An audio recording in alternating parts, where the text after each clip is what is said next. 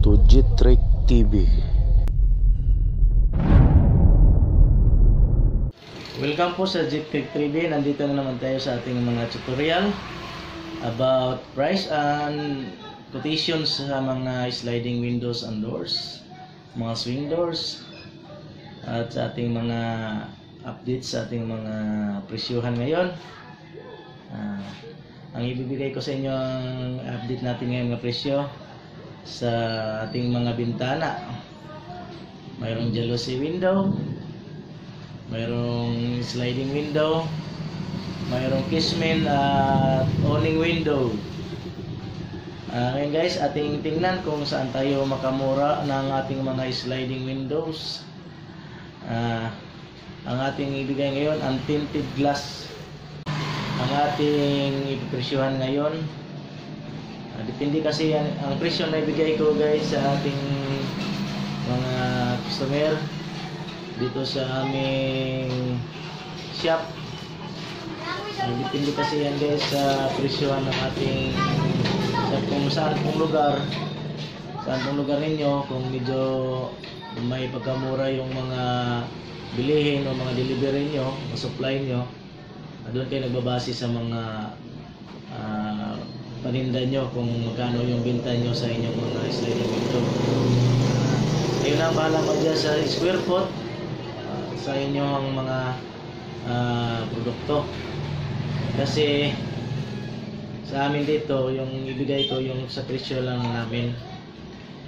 Kung medyo maliit yung bintana, hindi makaabot siya sa standard size, liit rin, adjust rin yung presyo natin. Depende kasi yun sa square foot. Ibigay ko sa inyo yung presyo sa standard size na 120 by 120 cm or sa inches pa, yung nalagay na yun na 4x4 sa feet.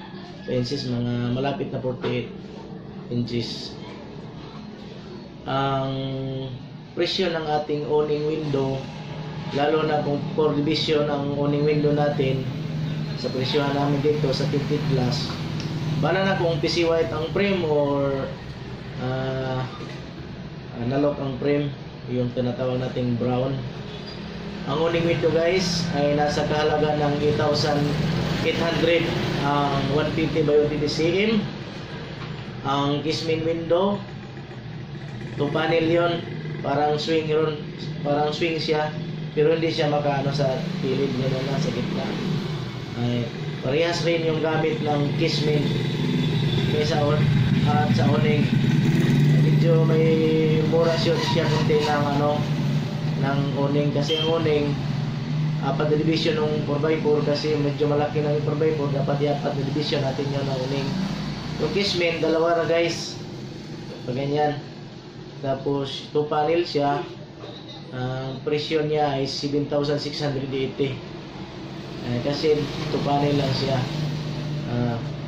At sliding window rin guys, yung Prince type, yung mga divider, sa 120 by 120 cm, 6,160 ang presyo niya.